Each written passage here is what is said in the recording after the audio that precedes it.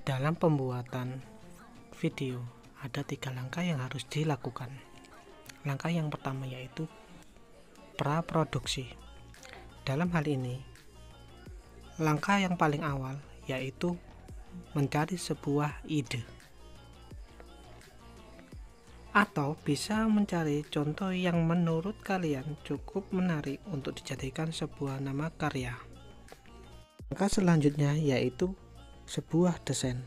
Dalam hal ini, desain merupakan proses pengumpulan data dan fakta yang relevan, baik berupa gambar, audio, video, dan lainnya yang berkaitan dengan konsep atau ide perancangan produksi. Langkah berikutnya yaitu perencanaan produksi. Dalam perencanaan produksi merupakan tahap untuk membuat sebuah konsep kerja terhadap apa yang akan dilakukan.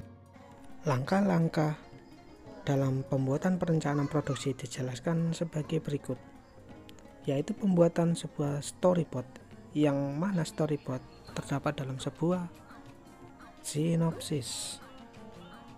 Yang dimaksud dengan storyboard yaitu merupakan penjabaran dari teknik visual yang akan ditampilkan. Pada storyboard dibuat daftar gambar dari setiap adegan yang divisualisasikan dalam bentuk sketsa atau gambar. Biasanya, audio visual storyboard hanya digunakan pada pembuatan iklan atau animasi berdurasi pendek, sedangkan dalam pembuatan film yang berdurasi panjang tidak menggunakan storyboard.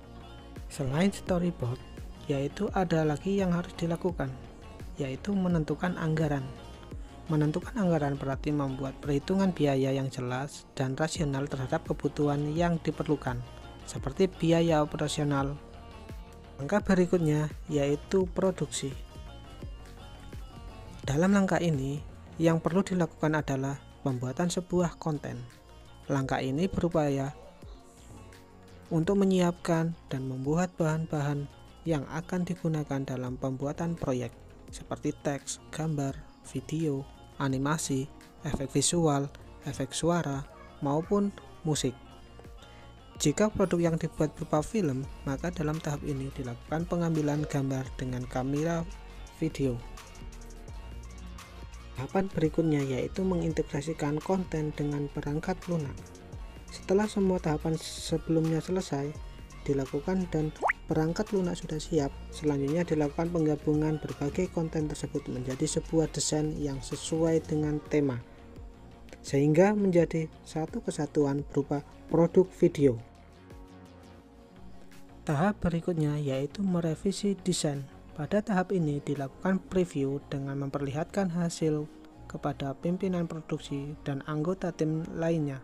Tujuannya adalah untuk mencari masukan, kemudian melakukan koreksi jika masih ada hal-hal yang perlu diperbaiki. Langkah terakhir yang dilakukan adalah menyimpan semua bahan produksi yang telah digunakan sebagai arsip jika sewaktu-waktu diperlukan kembali.